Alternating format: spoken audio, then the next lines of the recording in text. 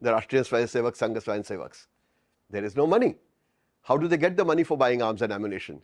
One of them, Sudhir Phadke, who was then a music director in Marathi movies, decided that they would seek help from Lata Mangeshkar ji. They told her the whole story.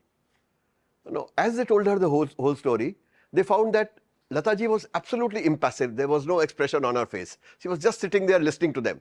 Tears streaming down Lata ji's eyes. She had been so emotionally attached, she become so emotionally attached to the idea. Now, what is the reason for that? The reason was that the Mangeshkar family derives its name from the Mangeshi temple in their own basic village.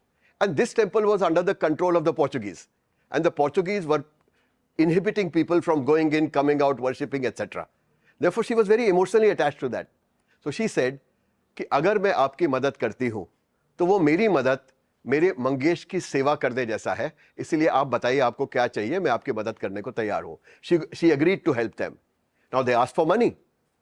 So Lata ji told them that this was something which was not feasible. She could not give them money directly because as per Indian regulations, that would be an illegal act. It would amount to financing a revolution in a foreign country, which the government does not want to do. But she suggested that they organize a concert in Pune. And she said she would hand over the proceeds of the concert to them for buying arms and financing their uprising.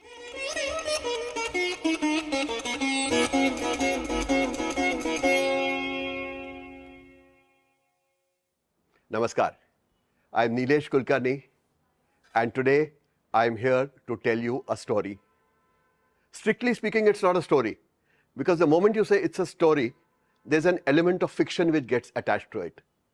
What I am going to tell you is something which has actually happened and something which you have, I bet most of you have very little knowledge of. I am speaking about a part of the freedom struggle which has gone absolutely unreported, which is very surprising because it was an event in the freedom struggle which had major repercussions in driving the Portuguese out of this country. So I'll just explain how. Now this is something about which I have written a book which is called Uprising, The Liberation of Dadra and Nagar Haveli. Now this book is an absolutely true account of the only people-led armed struggle in the history of the Indian freedom movement to be successful. Bigger names have done bigger things. Netaji Subhash Chandra Bose had the Indian National Army. Bhagat Singh, Rajguru, Sukhdev, there was the Hindustan Republican Army. There was the naval mutiny. There were Master Sarju Sen in Chittagong for the Chittagong uprising. But the common fact of all of them was none of them met the objectives that were set out for them. Now this is a case in which the objective that was set out, that of liberating the 72 villages of about 550 square kilometers of Dadra and Nagar Haveli, was not only met, it was met in record time, that from concept to execution to freedom, the time taken was only 4 or 5 months. 4 or 5 months? Yes, this is the basic story about that. This is a story not about Dadra and Nagar Haveli per se. It is a story about courage. It's a story about bravery. It is a story of fighting against all odds. And over and above all, it's a story of great devotion and love for the nation. I'll give you a bit of the background about this. See, after the Battle of Panipat, the Maratha Empire was completely broken down because the Marathas lost almost their entire capital, they lost almost their entire human capital, and lakhs were wiped out. Thereafter, Peshwa Madhav Rao, who came just after that, rehabilitated the Maratha Empire to some extent. He was a very brave man, and had he continued, it is said that one of the tragedies of the Maratha Empire was that Sambhaji and Madhav Rao both died very young. Had they ruled longer, maybe the picture in the country would have been different. So when Madhav Rao died at a very early age, his son Narayan Rao became the Peshwa. Now here there was a dispute about the post of Peshwa, where Raghova Dada, who was his uncle, wanted the post for himself, and he had Narayan Rao brutally murdered. Thereafter, assumed the post of Peshwa.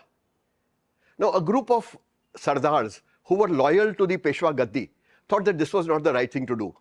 Therefore they formed an organization. There were 12 of them, Bara Bhai.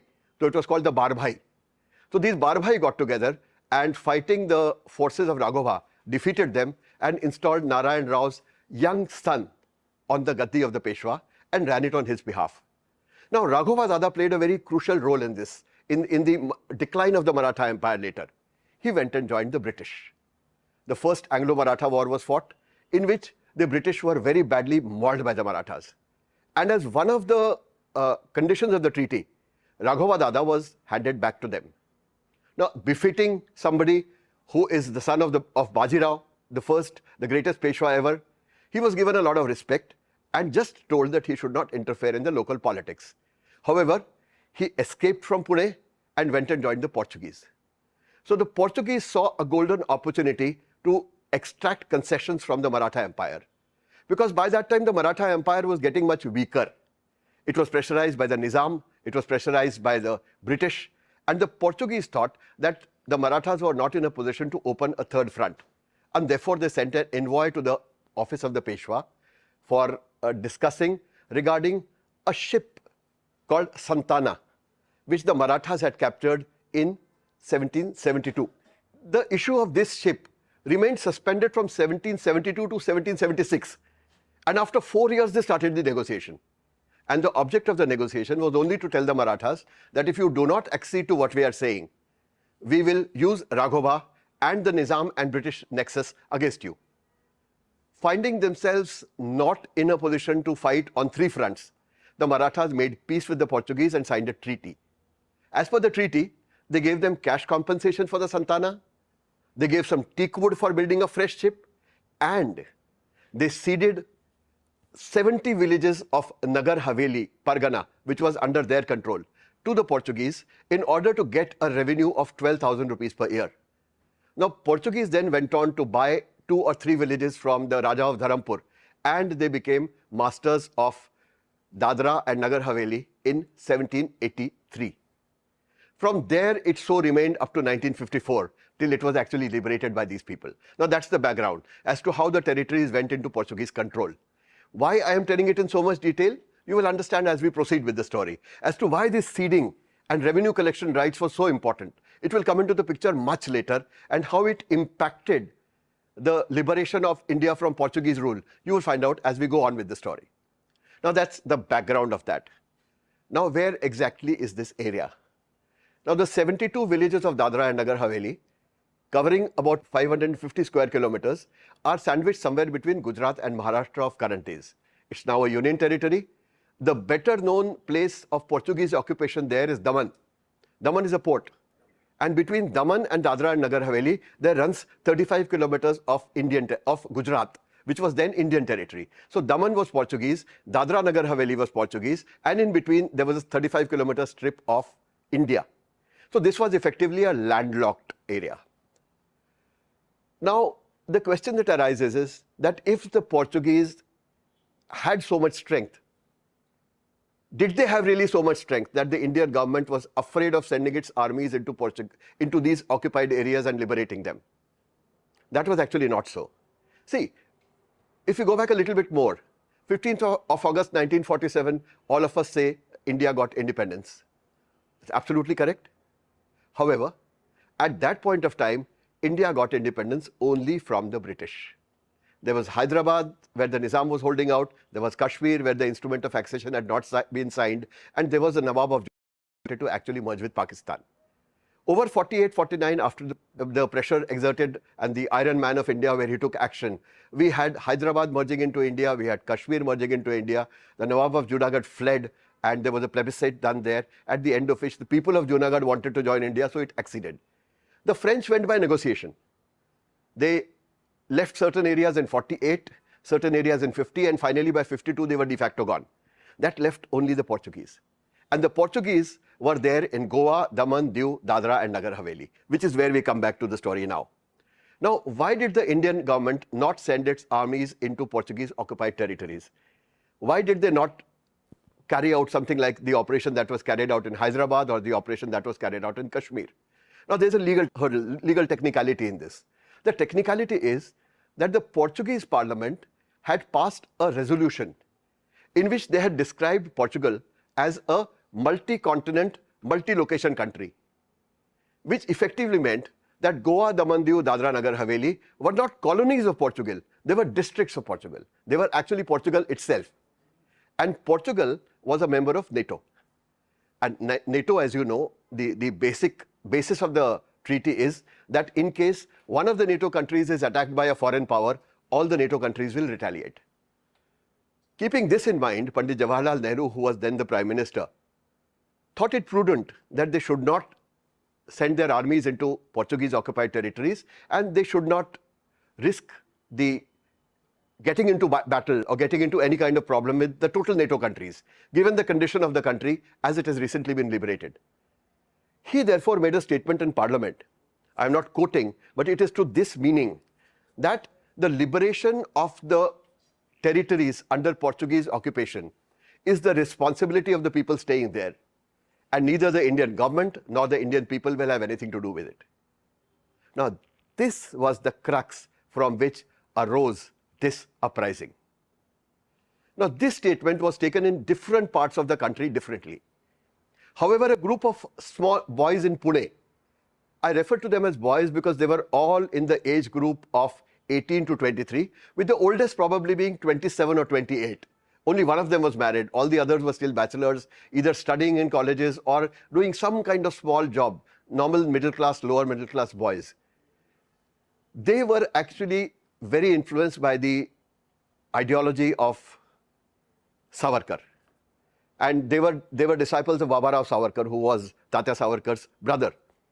And they were extremely taken in by the idea of Akhand Bharat. However, what they thought was, till such time as even 1 inch of our territory is under colonial occupation, how can we say that we are independent? Until we are completely independent, how can we ask for an Akhand Bharat? Abhi to hamara Bharat hi azad nahi hua. So therefore they decided, sitting there one day, that in case the government of India decided that it did not want to take any action against the Portuguese government to throw them out, they said, we will do it ourselves. Now this formed one core group which participated in the uprising. They were all Rashtriya Swayamsevak Sangh Swayamsevaks. And they, along with Babarao Bhide, who was then the Pracharak of that area, decided that they wanted to do something about this. I will now introduce another group which was part of the uprising. Now this group was called the Azad Gomantak Dal. Now the Azad Gomantak Dal was actually a shoot-off from the Goa Congress. Just like we had the Indian National Congress, and there were differences between Gandhiji and Netaji Subhash Chandra Bose, that Gandhiji wanted to follow only the path of Satyagraha, and Netaji wanted to take up arms. Like that, there was a division of thought in the Goa Congress.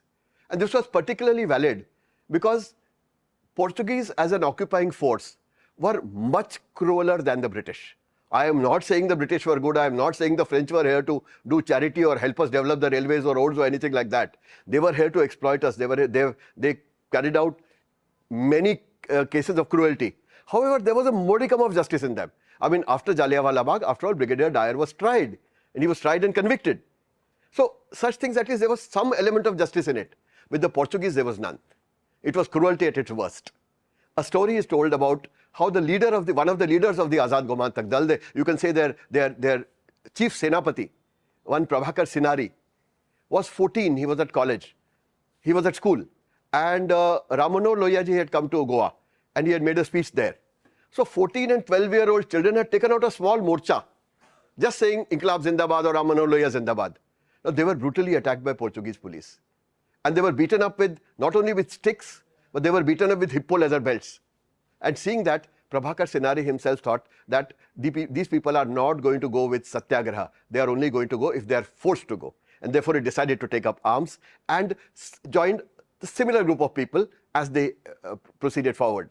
Incidentally, the first time Sinari was convicted and accused of being an ace terrorist plotting against the Portuguese government, he was only 17. So at that early age, he joined it. So there were a lot of young men who had done this. There was Mr. Vishwanath Lavande, he was an advocate. He had set up the Azad Gomantak Dal, which was an offshoot of the Goa Congress wanting to take up arms. And their standard procedure was that they took oath with a pistol in their hand and pledged that we will take up arms and stake our lives and continue to fight till such time as the Portuguese are driven out of the country. Now, this was the Azad Gomantak Dal. Now, they had, in order to raise funds, they had robbed a bank in Panjim. They had also robbed a government treasury, in which, during the process of which, one guard was killed, another was injured, and there were warrants against them.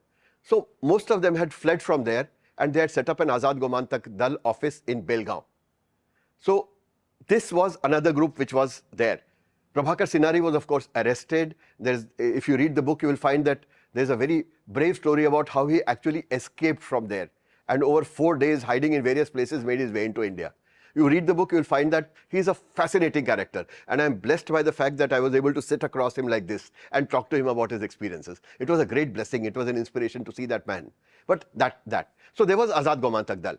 And the third group which participated in the uprising was the Communist Party of India. Now, this Communist Party worked under, at that time, this particular Jatha worked under Godavari Bai Parolekar.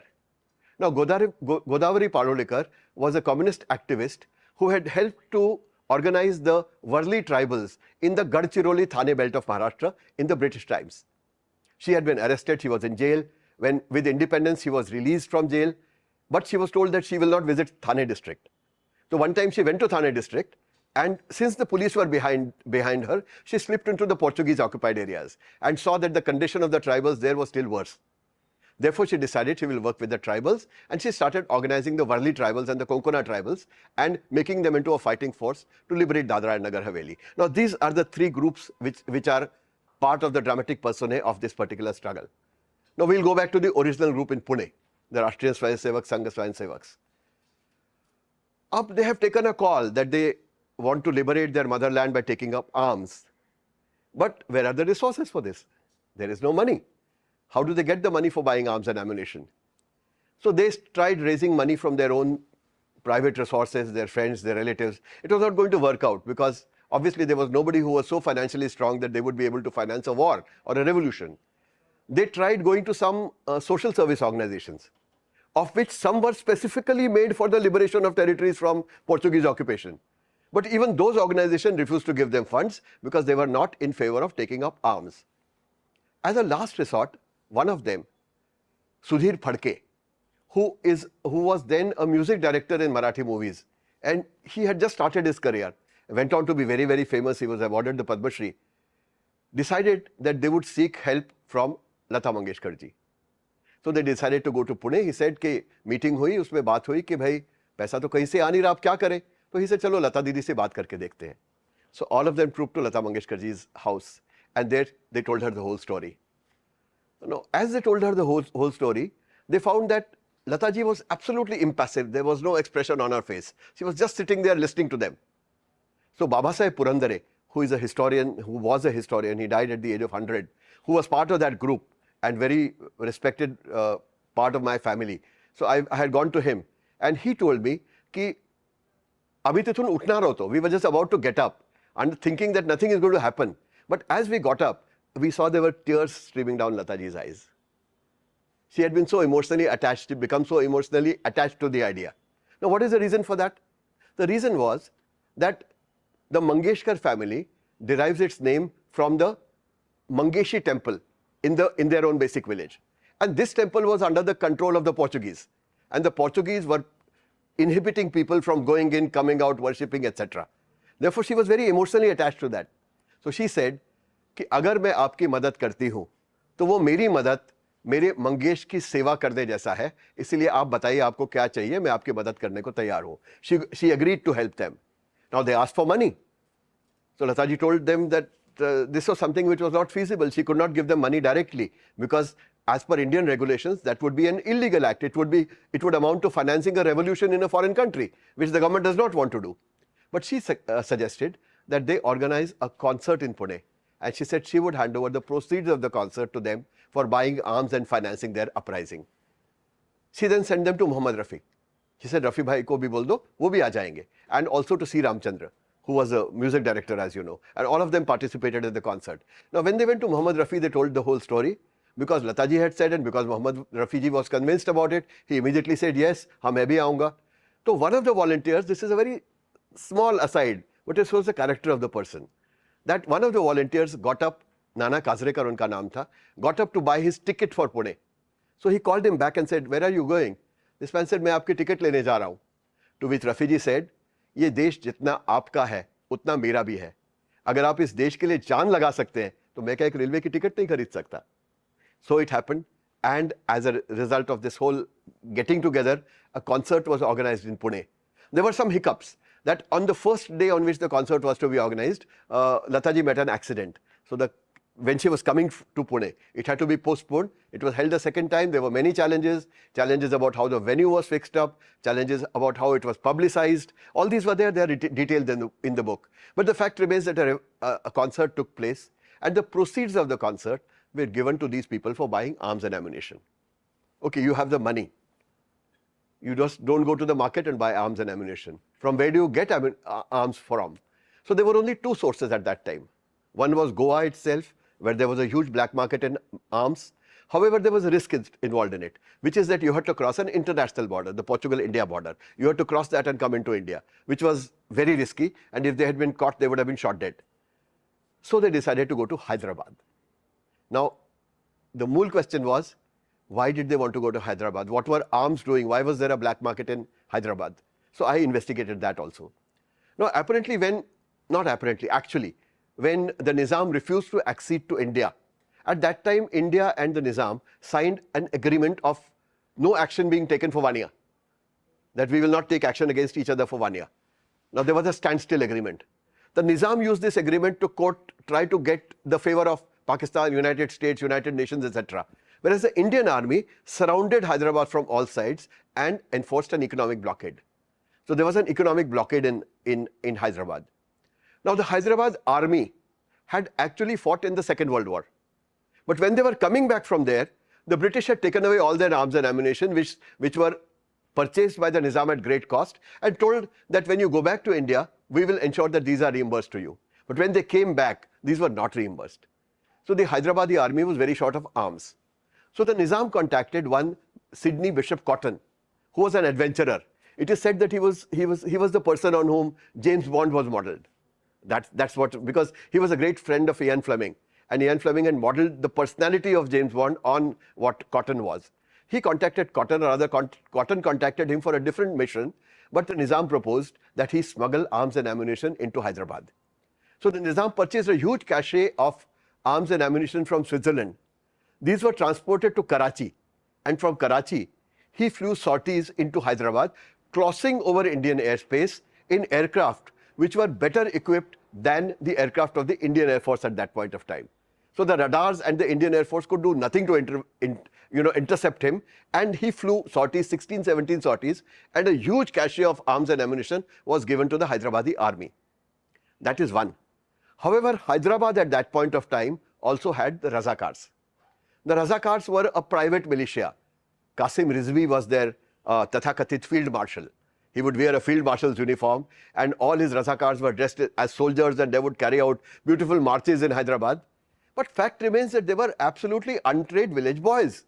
He had just mobilized them on the name of religion and told them कि आप आओ, Islam खतरे में है, आपको लड़ाई लड़नी है. And there were about 2 lakh of them at that point of time. And he used to tell the Nizam that in case the Indian army invades, I will have 5 lakh Razakars on the streets, and I will ensure that every Hindu is murdered here, which actually didn't happen because some good Muslim civil servants themselves intervened on behalf of the Hindus and ensured that this did not happen. However, he used to say that. He said, but I need arms. Now, these arms were given to the Razakars, and they were fully armed. However, when the Indian army under General Chaudhary moved into Hyderabad, it took just 2 days to demolish the Hyderabadi army. And the Razakars, not their fault, they were not soldiers. They were just village boys wearing a uniform and carrying an arm. So they disbanded and ran away into their villages. Now, most of the arms and ammunition were captured by the Indian army. However, some were taken back to the villages and stored there and subsequently sold in the black market. So this is the reason why there were arms and ammunition in Hyderabad which could be bought. Now, there is an interesting story attached to it as to how I discovered what happened there. So I'll keep, putting in portions of my story into what I'm telling you about the narrative, which is that Babasaheb Purandare had gone with the original group for getting the arms from Hyderabad. So I asked him ki Babasaheb pistola banduki kuthun आणल्या? From where did you get them? So he said Hyderabad मध्ये एका झाडात लपवून ठेवल्या होत्या, meaning they were hidden in a tree in Hyderabad. I said, tree? I mean, what tree hides arms and ammunition? He said, I will tell you next time you come, because if I tell you everything right now, you will not come back to me again. So he dismissed me with that. I went back thinking I will come back in 15, 20 days or 1 month's time and I will find out more details from him. Unfortunately, he passed away in between. So all I knew was near the Golconda Fort, there's a man called Muhammad Wahab, and he had taken them to a tree from where the weapons were retrieved. So I reached Hyderabad and I went to the Golconda Fort and just randomly started asking people, Muhammad Wahab, Muhammad Wahab, Muhammad Wahab. So the second or third person I asked said, Mere Walid Sahab the. He was a tourist guide there. He said, that was my father. So I said, ऐसी ऐसी कहानी आपका इसके बारे में क्या सोचना है? He said, मुझे तो नहीं पता कि ऐसा किया कि नहीं किया, लेकिन अगर पेड़ है तो मैं आपको पेड़ दिखा देता हूँ. So he took me along what is called the Naya Killa, which is actually an older fort of Golconda, where the coronation of the Nizams was held. So he took me along that and he took me to a baobab tree. Now a baobab in Africa is an African tree which was gifted by the Shah of Iran to the Nizam. It was about 800 years old or something at that point of time. It had a huge circumference. And in the middle of that tree, 2 10-foot by 10-foot rooms were cut. Now those rooms you could not access from the ground, you could not even see them. But if you took a ladder and climbed up to the first level branches, you could see these. Now that is where the arms were dumped and they were taken out from there and given to these people. So we come back to the original narrative. So they went to Hyderabad and they had to make at least 4 or 5 trips between Hyderabad and Pune to gather the arms, because the first time they went, they purchased some bullets. And when they were purchasing the bullets and bringing them back, they got caught by the police. And they had a huge trunk. They were bringing the bullets in that. And a police wala caught them and said, "Khol ke dikhao." These guys said, "If we open it, we are gone." So they tried arguing with him, tried explaining to him. But he refused because he thought they were smuggling opium. Because at that point of time, opium was smuggled from Hyderabad into the rest of the country. So he said, "Kuch de do, nahi to nahi." So he bargained for 400 rupees. Now this is in 1954, early 1954. They didn't have that kind of money. So they said, "Hum chai peete. Meanwhile, one of us will go and get the money and will let us go." So they took him inside and the one was outside escaped with the bullets. And when these guys came out, suddenly there were no bullets, so they started shouting, "This policeman is extracting money from us. Humne to kuch kiya hi nahi hai." And the policeman let them go. But this actually rang a bell and they said, "We don't want to do this ever again." So they made multiple trips and every time they dismantled the arms and got them in pieces from different directions. And when they got bullets, they would actually call the children of the family as if they had come to receive their elders, and they would give them bullets which the children would stuff into their college uniform pockets and smuggle them out into the city, and from there they would be gathered. But such a major exercise was done. At the end of this exercise, they had a grand total of 5 rifles and 3 pistols. And with 5 rifles and 3 pistols, they set out to beat 375 fully armed Portuguese soldiers who had 10 guns, Bren guns, and even 3 submachine guns. Now, that was the task at hand. So imagine how big that task was. Anyway, so we have these arms and ammunition. They know that we have 5 rifles and 3 pistols. They know that at best, along with the Azad Gomantak Dal, which had by now joined them, we would be 20 plus. So for 20 plus to take a battle against more than 300 fully armed soldiers, they would need to have some kind of force multiplier. So what was that? So Baba Saheb Purandare, who was at that, even then, very much involved in with the history of Maharashtra and Shivaji, suggested, "Apan Ganimi Kawacha vapar karuya." Ganimi Kawa is a term coined during the time of Shivaji Maharaj, which actually means guerrilla warfare, which means you use stealth, you use deception, you use surprise, you use knowledge of local terrain, you use local networks, and use all them to multiply your force so that you are able to attach a much higher force and beat them. So this meant that they need knowledge of local conditions. Which police station to attack, how many policemen would be there, what would be the arms and ammunition with them at that point of time, what roads could be cut off so that reinforcement from Silvassa would not arrive. Silvassa was the capital. What are the communication lines to be cut? They decided to explore all this. Therefore, Rajabhau Wakankar, who was the chief of this Pune group, the leader of the Pune group, went in disguised as a bangle seller. And he went from village to village, specifically selling his bangles at times when he knew that women would not come out and buy them, in order to be able to survey the area. He surveyed. Much to his misfortune, one of the days, there was a very senior lady sitting outside who called him and said, "Ki ab ye chudiya meri bahuon ko pehnao." Now this man was so scared that he tried to do that, the entire bangle thing fell down and he was caught. They said, "Tu bangle seller nahi hai. Nahi to औरत का हाथ पकड़ के bangle चढ़ाने में तू इतना घबराएगा नहीं. तू कौन है बता, नहीं तो we'll call people." So he ran from there. Now the chance was he had got some information. He needed more. So 2 people went in as agarbatti sellers. Because there was a Pune company which sold agarbattis in Dadra Nagar Haveli. So they went to them. This time they came with complete details. They had the bill books. They had the ID cards kind of things. They had samples. They had the addresses of the people who bought from them. And they entered and surveyed the whole area. They again made some maps. Now with these two excursions into Nagar Haveli, they had a map of Dadra and Nagar Haveli in generic terms as to where police stations were, where what was located, where there were rivers, where there were bridges, etc., etc.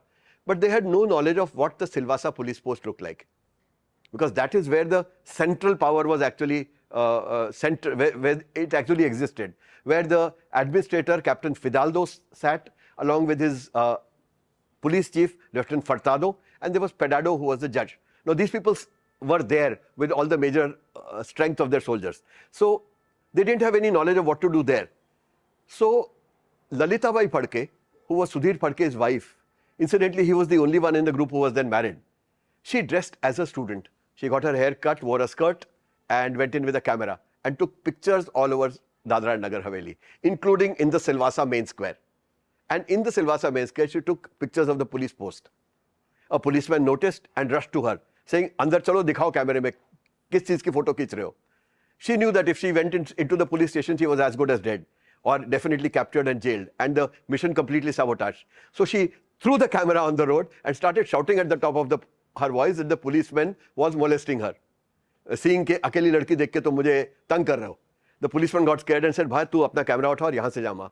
Don't say anything to me." So she picked up the camera and ran from the area. When she came back, the pictures were developed. They had a complete picture of what the Silvassa police post looked like. Still, they didn't know what it was like from inside. So they sent 3 people, 2 to beg at the square and 1 to be a backup. Now begging was prohibited in Portuguese occupied territories. So these people begged in the town square of Silvassa. One day they were chased away, second day they were beaten up, third day they were arrested. When they were arrested, they made maps of what the entire police post looked from inside.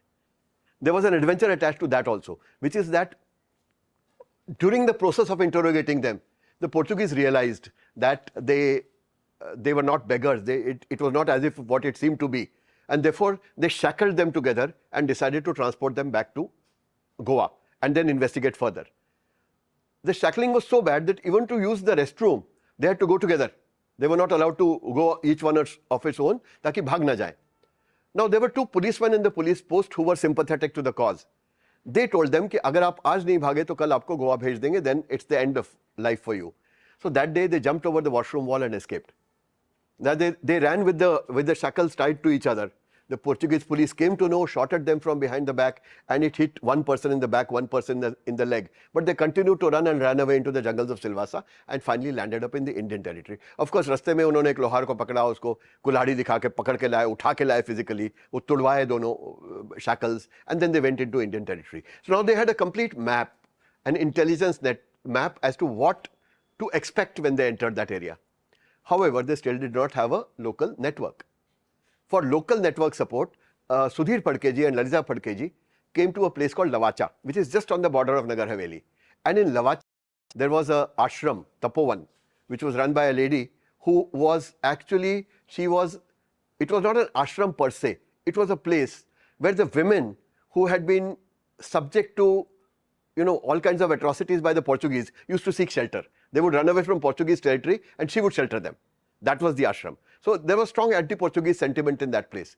So they organized a music concert there and invited all the all the important prominent citizens of Dadra and Nagar Haveli there. And after the concert, some of them were taken aside and told about the plan without revealing the details and asked for cooperation, to which some people agreed. Now the whole system was in place. They had intelligence, they had arms, they had some money, they had 20-25 volunteers, and they had local support. So then they decided to attack Nagar Haveli. Now, why did they choose Dadra Nagar Haveli out of Goa, Daman, Diu? The reason was that Goa, Daman, Diu were all approachable by sea. So reinforcement could be rushed from one to the other. So they thought that they will take the landlocked area first, and then taking arms and ammunition and money from here, attack Daman, then attack Diu, then take the ships and attack Goa. That was the whole grand plan. It got limited to Nagar Haveli and Dadra at one point of time, but that's a separate part of the story. We'll come to that later. But anyways, so they decided to attack.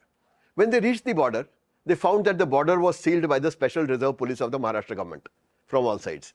The border was sealed because, as Nehruji had announced in Parliament, that no Indian would participate in these activities. To prevent Indian people from going in or prevent people from there from going out, Morarji Desai, who was then the Chief Minister of the Dvibhashik state, Gujarat and Maharashtra was one state at that point of time. The Chief Minister of the Dvibhashik state had positioned his army on all sides and they would not let these people enter. So they found that entering was ruled out.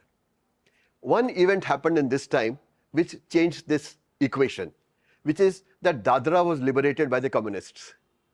Now the communists, there was a group in Goa which was called United Goans. They were left aligned, they were first aligned with Ram Manohar Lohia ji, and then they got aligned with Godavari Bai Parolekar. Now these people decided that they would also attack and liberate Dadra and Nagar Haveli first and then go on to the other areas. So these people surprisingly were provided aid by the Indian government. They were given a railway wagon to be transported from there to the border and they were allowed to enter the border because there they did not violate the dictum of Pandit Nehru that it did not have to be Indians. They were Goans trying to liberate Goa. Therefore they were permitted inside. They liberated Dadra. And they liberated Dadra on the very same day on which this group was also planning to attack the police post. Now there was a gentleman called Nana Kazrekar who was positioned there. He was positioned as a Mali. And he used to go and play rummy with the people in the police post. And he had become so friendly that he was allowed access to the police post at all time. So they had actually organized their entire network and they had planned to attack the police post. But just the day they were supposed to come in, surprisingly the Goans came in and they liberated and these people had to withdraw. Now this caused a lot of concern in Mumbai, because Morarji Desai was quite antipathic to the communists. You can say he was very strongly anti-communist. He feared that if the communists liberated Dadra and Nagar Haveli, a situation similar to Telangana would take place, where the communists who were working against the Nizam and then subsequently working with the Nizam also had escaped with arms and ammunition into the jungle and they had virtually set up a quasi-country there and they were not subject to control by anyone. He thought if the communists liberated Dadra and Nagar Haveli, in that case I will have a communist enclave in the middle of my state and I would not be able to do anything about it. Even if they declared independence, I would not be able to send forces there to take that country back. So then he called the leaders of this group and told them, "Ab aap jaake jo marzi kijiye, we'll let you in." However, he warned them that our support to you is limited to letting you enter the borders of Dadra and Nagar Haveli. If inside you die, we will not even come to retrieve your dead bodies because we will not be allowed to do that. At your risk, you can go. So they decided to go.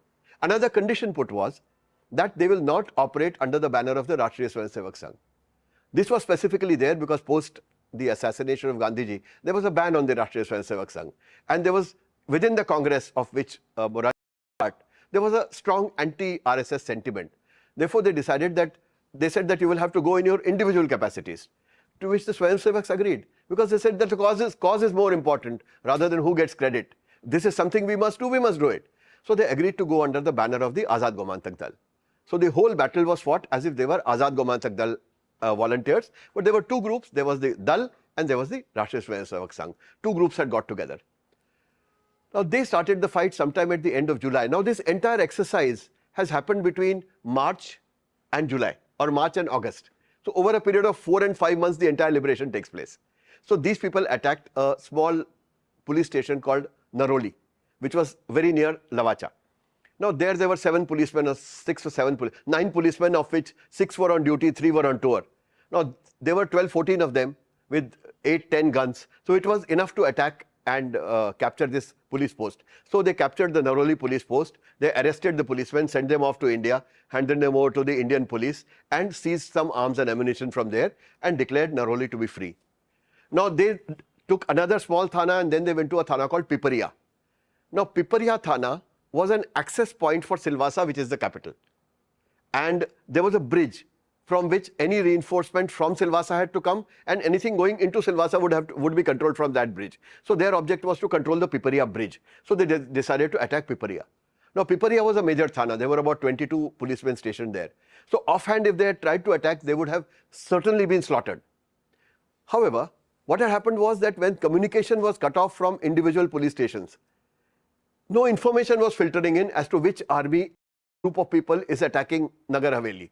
So Captain Fidalgo sitting in Silvassa thought that this was probably the Indian army or the Indian police which had come in. Therefore, as a defensive measure, he recalled police from all the minor police stations and concentrated them in Silvassa. So Piparia Thana was abandoned. There were only 2 or 3 policemen there. So when they attacked Piparia Thana, expecting to meet very stiff resistance, they met only 2 or 3 policemen who were disarmed and sent off, and they controlled Piparia. Now, when they came to Piparia Thana and they took positions near the bridge, they sought information about what is going on in Silvassa.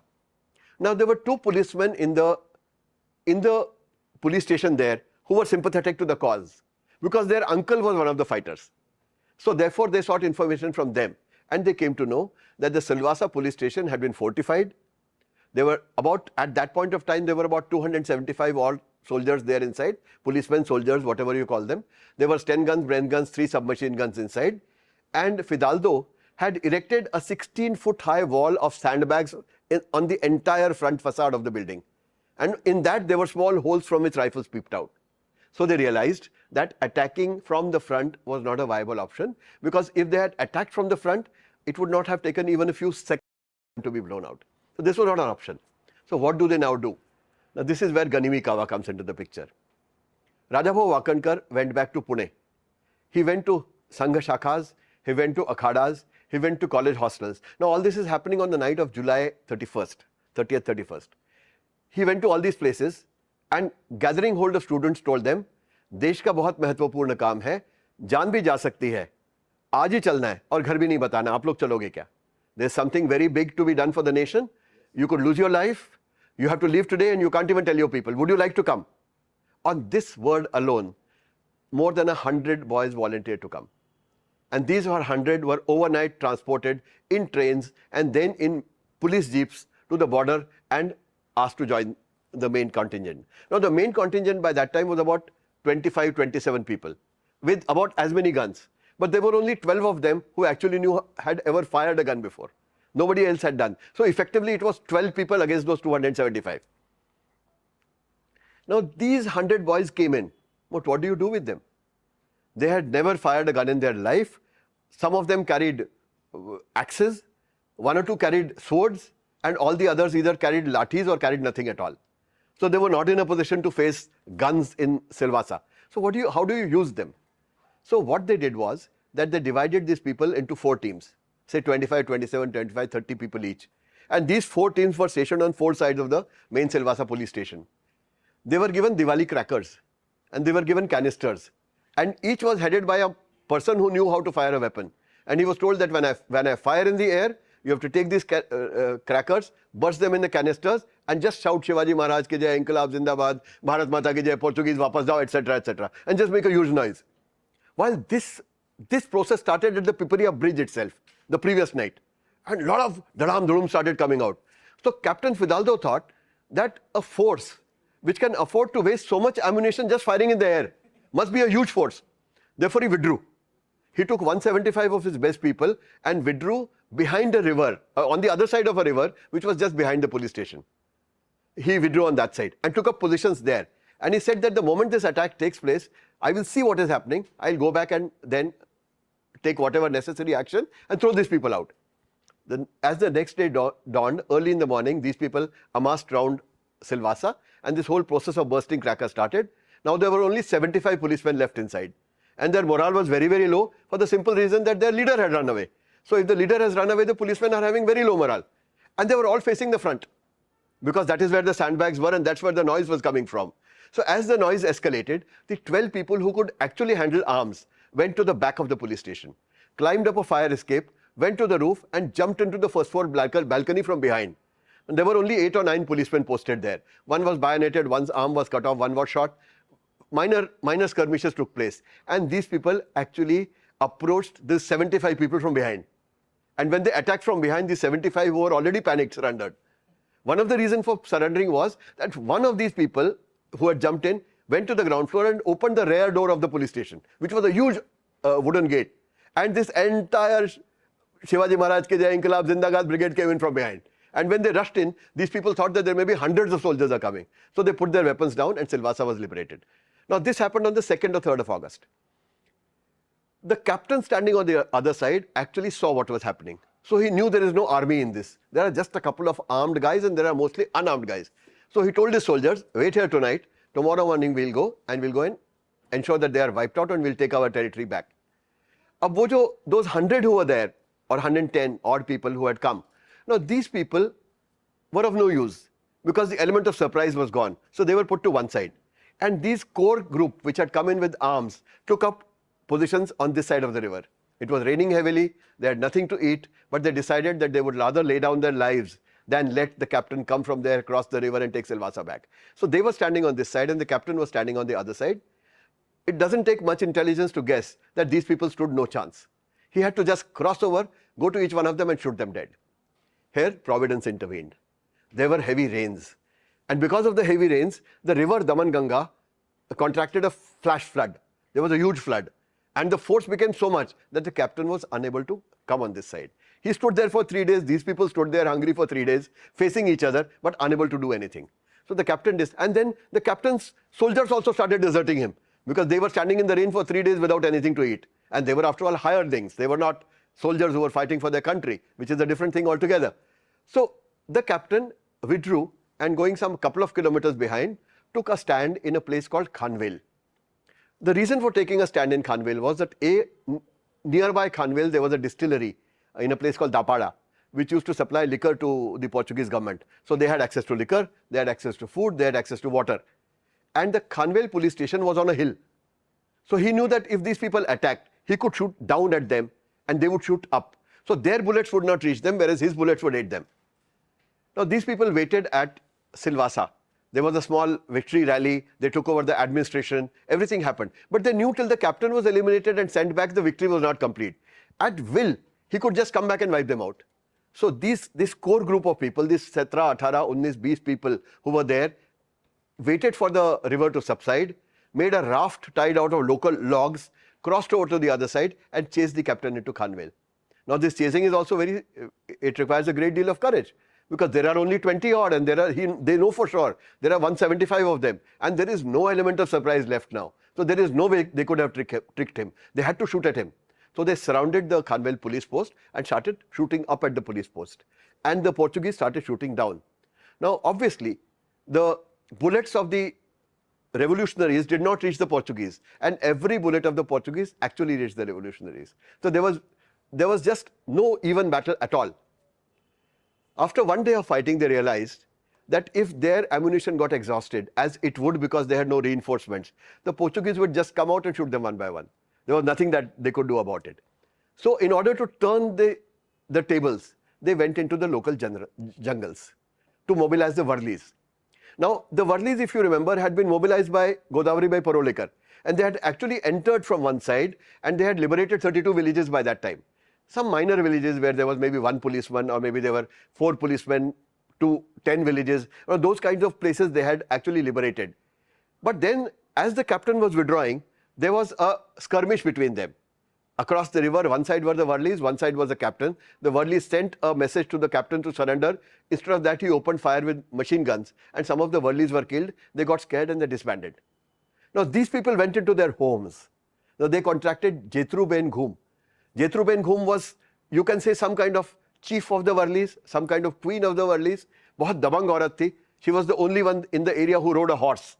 So she got on her horse and along with Nana Kazerekar from the revolutionaries, went from village to village, mobilizing people and telling them that this is your last chance. Either you beat back the Portuguese today or you be their slaves for life. You decide what you want to do. At this, with this kind of inspiration and this kind of talk given to them, the Varlis came out in very good numbers. They came out with pellet guns, they came out with licensed rifles, they came out with bows and arrows, they came out with swords, whatever they had at home. Now, advantage of getting the Varlis was, number 1, the numbers expanded. Number 2, the Varlis were locals. Therefore, they knew as to where to fire from so that it hits the police station. So there is a huge people tree outside the Khanvel police post even today. It's still there. They climbed on top of that. There is a church behind that. They went on the spire of the church and surrounding areas they knew where to take position. So they took position and started shooting from above. So now the tables were reversed. The revolutionaries are shooting from above and the Portuguese bullets are not reaching them. This position continued for another night. Now in this night, it became apparent to both that this battle could not continue forever, because the Portuguese inside the police post had limited ammunition, limited food and drink. The ones outside had limited ammunition, limited food and drink. So they knew, each side knew, that the one which ran out of ammunition first would get annihilated. There was no way out. The Portuguese knew that if in case they ran out of ammunition, the Worldlies would come in and they would actually hack them to pieces. And the revolution knew that if they ran out of ammunition and the Portuguese came out, the Worldlies might just run away or go away or be slaughtered, and they would be slaughtered too. So it was time for peace. Now this is where the governor in Daman sent an unofficial emissary to the Indian government and said, if you allow our people to retreat back into Indian territory and be arrested, we will hand over the territories to your people who are there. So with this, a mediator was appointed. There was one Bhagubhai Bhandari.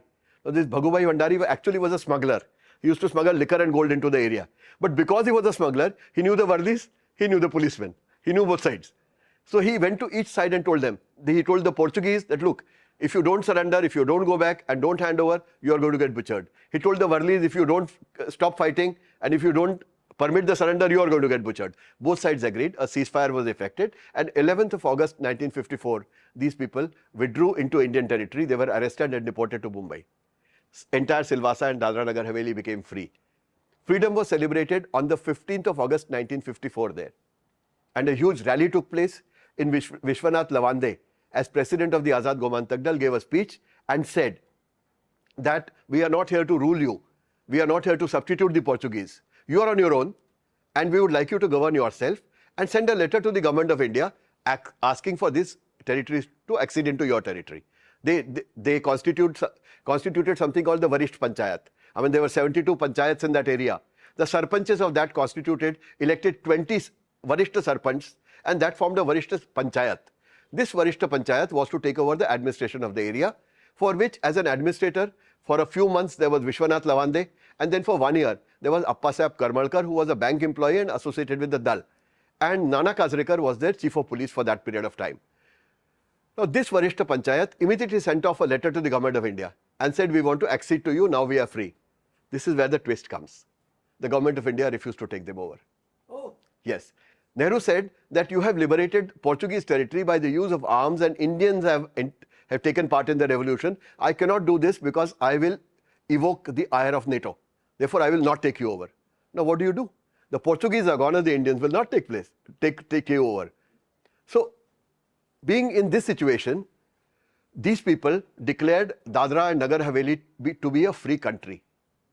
So, from 1954, when it was liberated, to 1961, when it finally acceded, there were 3 governments working within Indian geographical areas. One was, of course, the Indian government, one was the Portuguese government covering Goa, Daman and Diu, and there was the government of the Free State of Dadra and Nagar Haveli, run by the Varishta Panchayat. What happens to the heroes who had fought?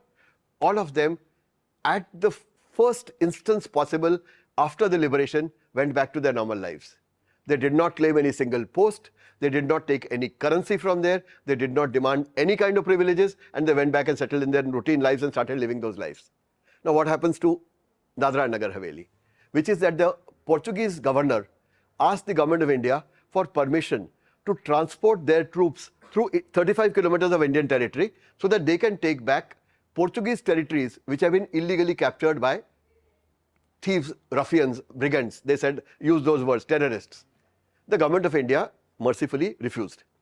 And so the Portuguese went to the World Court and they filed a case saying this is the dominion of Portugal and some people have taken it over.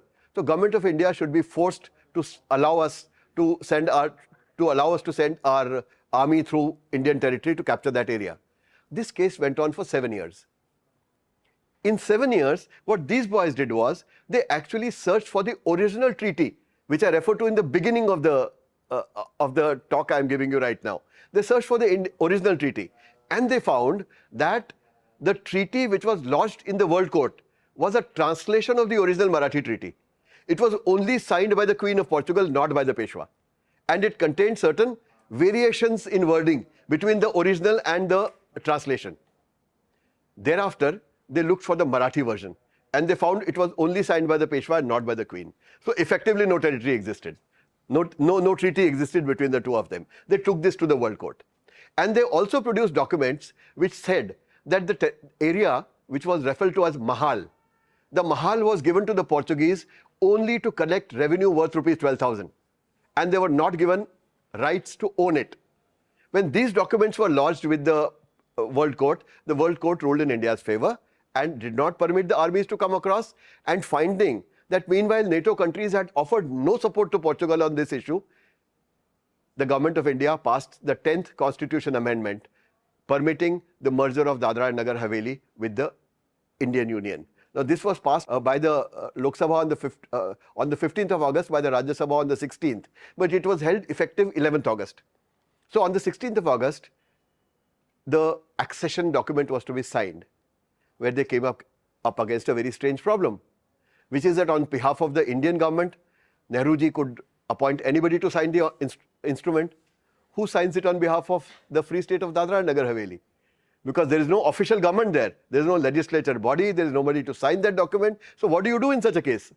So Nehruji appointed sent there one Mr. K.G. Badlani, who was an IAS officer, and he had also been working there as an administrator and as a kind of consultant for some time. He was sent there. The Varisht Panchayat elected him Prime Minister for one day. And the only job given to him was to sign away the independence of his country. So this is the only case where a civil servant became the Prime Minister of a separate country and his only job was to sign away the independence of the country. So one evening he is elected Prime Minister, next day morning he goes and signs the instrument of accession, it merges into the Indian government, he resigns as Prime Minister, goes back as a civil servant. This is how the whole story unfolded. And this is what the story was all about. Now, the question that is asked, which I have put in the end of the book, is how did I come to know of this if this is the first time this book has actually been written? How did I know this had happened? So that's was a major question which people ask me. This was purely by the Lord's grace, because I think someone somewhere up wanted that I should write this story and bring it before all of you. Therefore, it was given to me. I was traveling from Delhi to Nasik to research my previous book, In the Footsteps of Ram Travels with the Ramayana, when I was traveling by train. So just seated across me was a very old gentleman in his 80s and his son. They were speaking Marathi, I and my wife were speaking Marathi, so we talked to each other and I asked him, ki, aap kya karte hain and all, Delhi se kis liye aa rahe hain? He said, I'm a freedom fighter. I said, were you with Gandhi? What jail? He said, Gandhi. मैंने पिस्तौल उठाई थी. पिस्तौल किसने उठाई भाई हिंदुस्तान में? I mean, where did the fight take place? I said, so Netaji Subhash Chandra Bose, you don't seem to be, the age, the chronology doesn't match. Bhagat Singh, the chronology doesn't match. Sarju Sen, it doesn't match. I said, were you part of the naval rebellion in 48? He said, no. 46. He said, no. I was part of the liberation of Dadra and Nagar Haveli. So very obviously I said, ye kya hai? Not knowing what to do. So then he told me the whole story. He told me the whole story. And the moment I got that as an author, I got completely energized and I said, I want to do a book on it. They said, ठीक है, Pune आ जाइए, we'll give you documents, you write. I went to Pune after about a couple of days, 5-7 days time, and called them. They refused to give me documents. And I started chasing them. It went on for 1.5 years I was chasing them. At the end of 1.5 years of persistent chasing, Kaka called me home. Now he's like a family elder to me now. His name is Arvind Manolkar. Now, he was part of those 12 people who jumped into the Silvassa police post. He was one of those people. So I had got it first hand from him. So he called me home and gave me a sheaf of documents and said, we were not giving it to you because we wanted to test your sincerity. Because many people come to us, ask us for details, take our documents and we have to really chase them to get them back and nobody writes anything. So I got the Pune side of the story. I came to Delhi thinking I have a book. Now when I'm reading those documents, I find that there is also a Goa angle to it. So as a historian or a writer of historical non-fiction, I would like all the facts to be verified. What happens in a memoir-based story is that each person only writes about his contribution. They don't acknowledge somebody else's contribution in the picture. So this entire sheaf of documents had only about what the Pune people did, what they did, how nice they were, how good they were. And when I asked Kaka ke Goa se koi aaya tha, 2-3 aadmi ek din ke liye aaye the, phir chale gaye. So that was the version that they had. So now I had to look for the Goa connection. So I had only one name, Prabhakar Sinari, and I had a state Goa. Now based on this name, I have to locate this person in Goa. I don't even know if he is still alive. So what do I do? Well, obviously I can't just give up on the story. So I sent this message to all my friends who are of Goanese origin. And one of my friends in Mumbai sent it to her WhatsApp groups in Goa. It circulated in Goa. In about 8 days' time, I had a list of 11 phone numbers, of which Sinariji was at the top. So I called him. Now, just it's how much coincidence is there? So that's why I said the Lord has asked me to write this book. It's absolute. He could have been dead. His number could have been untraceable. Anything could have happened. But I got that number. So I called Sinari Saab. And I told him, sir, this is the story and I want to write about your story. He said, I have done my duty towards my country and I have no desire to talk of it. And banged the phone down. Such a great man. All these people are like that. All of them said, we do not want us to be written about. We do not want any benefits. What we have done was our duty. We don't require any compensation for this. Many years they did not even accept a freedom fighter certificate, saying that we have done our duty towards the country. Why do we want something in return? So I started the process of calling Sinariji. Every day I would call him, every day I would request him, I would explain to him that this is not for your sake. It is for the sake of inspiring future generations about the struggle, about the sacrifices that went into it. So you must talk to me. So at the end of some 1 month, 1.5 months of regularly calling him, on a Wednesday evening he told me, you are very persistent. What you do is you come to Goa. When you come to Goa, meet me. I'll see if I can talk. Thursday morning I was in Goa. Thursday morning I called him from there. I said, sir, will you meet me? He said, I told you to call me when you are here. I said, I'm already here. He said, what if I don't meet you? You didn't seek an appointment. I said, I'll go back. He said, what will you do next? I said, I'll come back again. He said, how many times? I said, till you meet me. Till you meet me, I'm going to keep coming back to Goa. I'm going to keep calling you, but I want your side of the story. 11 days I and my wife stayed in Goa. On the 7th day, he called me home and gave me a sheaf of documents, which were the Goa part of the story. Now, this is one story. But again, the Goa part of he also referred us to some other people, Vishwanath Lavande's daughter and some other people who gave their own versions, their own documents, their own books written by their people. And we got substantial. So now I have the Goa story, but I still don't have the tribal story. I don't even know there is a tribal story. There is only a small reference to tribals in the Goanese documents. So I decided to look for the tribals. And I went to Silvassa. Now, when I went to Silvassa, there is a local contact who is now a very close friend of mine, Deepak Bhai Zadav. He was the state BJP president. He was given a connection through somebody else. When I went and narrated my whole, struggle to him, he was very impressed. And he said, "मैं आपको वर्ली वाली story मैं दिलवाऊंगा, because these are my people. So I want my people's contribution also to be acknowledged, which till date has not been mentioned anywhere." So with him, I trudged in the jungles of Silvassa for 5 days, I and my wife. We went from hamlet to hamlet, looking for people who had participated. Finally, we located 390 plus seniors who were part of that Worli struggle. And they told us their stories, which I have on videotape, because there is no written proof of that. So they are on video with me. And from there, I came to know the Worli side of the story. Coincidences kaise hote hain? Ki those people are telling me, they are speaking a pidgin Marathi, which I don't very clearly understand. So it's being translated to me. And while I'm sitting in that big hut, which is the house of Jetruben Ghum, where we had called all these people, one very smartly dressed young woman walks out and says, "Oh, you are here to know about my grandmother? I'll tell you." Now, she is actually the great-granddaughter of Jetruben, who was a software engineer working with Infosys. And she had come home on vacation. So she told me part of the story in a language I could understand, Hindi, English, bolke. So that's how the whole story got together. So the whole story got together. Then I had to actually verify this story, because this is all based on memoirs. So if you base it on only memoirs and go into the market with a story like this is such an incredible story that anybody would think this has been made up. Therefore, I went for cross-referencing. And if you see the book, when you read the book, you will see that there are 274 citations. In which case, for each thing that has been written, I have given a book or a reference or a manual or a government document from which these have been taken. So this is the story of the uprising. This is also the story of how I got to know about the uprising. And I'm very proud of the fact that I wrote a book which actually brings into focus an absolutely unheard part of the Indian freedom struggle, and it will continue to inspire us for years to come.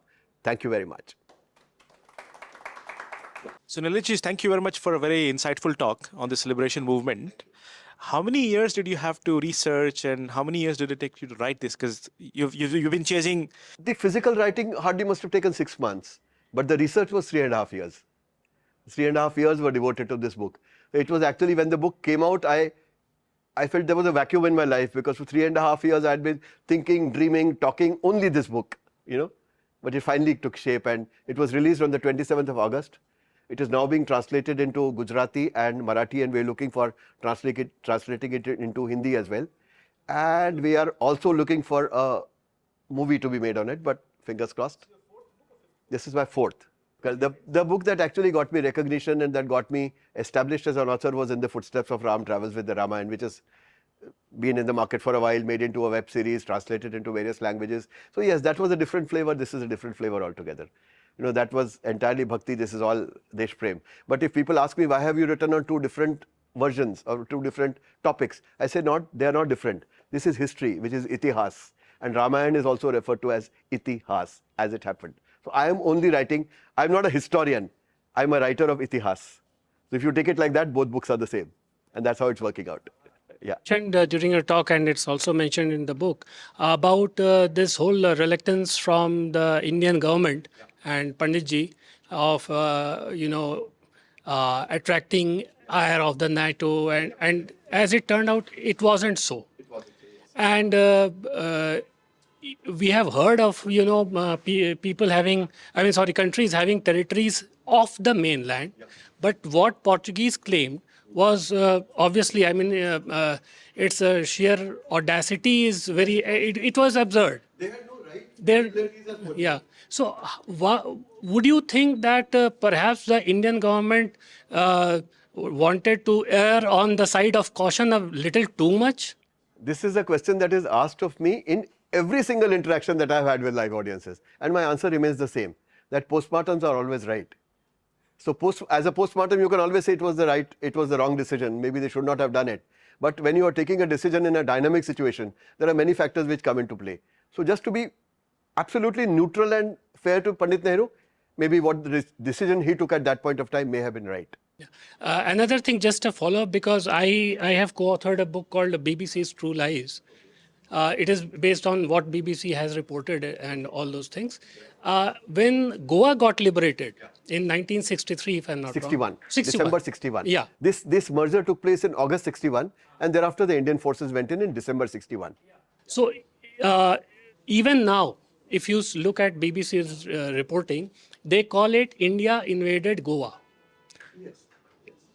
Which at that point, when I looked at the whole, who were the people who supported all the countries barring Soviet Russia, opposed this or were angry or, objected to Indian forces going there. But of course, for us, it's claiming of a territory which is contiguous and rightfully ours. Absolutely. But somehow, like BBC again still continues to call it to their credit, to the credit of those countries. The BBC reporting I'm not commenting on. I agree 100% with you. But to the credit of those countries, they only paid lip service to this. They did not intervene practically. Because Portugal, before going to the World Court, actually went from country to country asking for intervention. And each country, what the government of India did was that after this event happened, they took the stand that these are not Indians. They are the local people who have risen against the atrocities of the Portuguese and deposed them. Therefore, they said, we have nothing to do with it. And the other countries like US, but notably, actually agreed with the Indian stand. And therefore, it weakened the case of Portugal, and Portugal had no option but to go to the World Court. Incidentally, to be in the World Court, Portugal had to be a member of the United Nations. It was not a member. And India was one of the countries which actually sponsored them. In good faith, not knowing that this is what is going to happen ultimately. So therefore, I think to be fair to those countries, they gave lip service, but they did not practically do anything to help the Portuguese or counter-attack or do anything of this kind. Therefore, it was possible for us to send our armies inside. The impact of my story of Dadra and Nagar Haveli is, had this not been liberated, had the Portuguese not gone to World Court, probably Goa, Daman, Diu would have still been under Portuguese occupation. It paved the way, because when it was seen that NATO is not going to come out openly in support and that the legal case of the Indian government has been upheld by the World Court, the Indian army could go into those areas and capture those areas. Therefore, it was possible to do that. So I think it played a pivotal role in that. Had this little task of 72 village liberation, relatively little as they say, not happened, then the rest of the liberation wouldn't have happened either. So this is a classic case when people who say that RSS ne आज़ादी की लड़ाई में क्या किया, this is a big answer to them to say कि किया ना, ये है सामने है आपके, किया हुआ है. Thank you very much. Delighted to have been with you.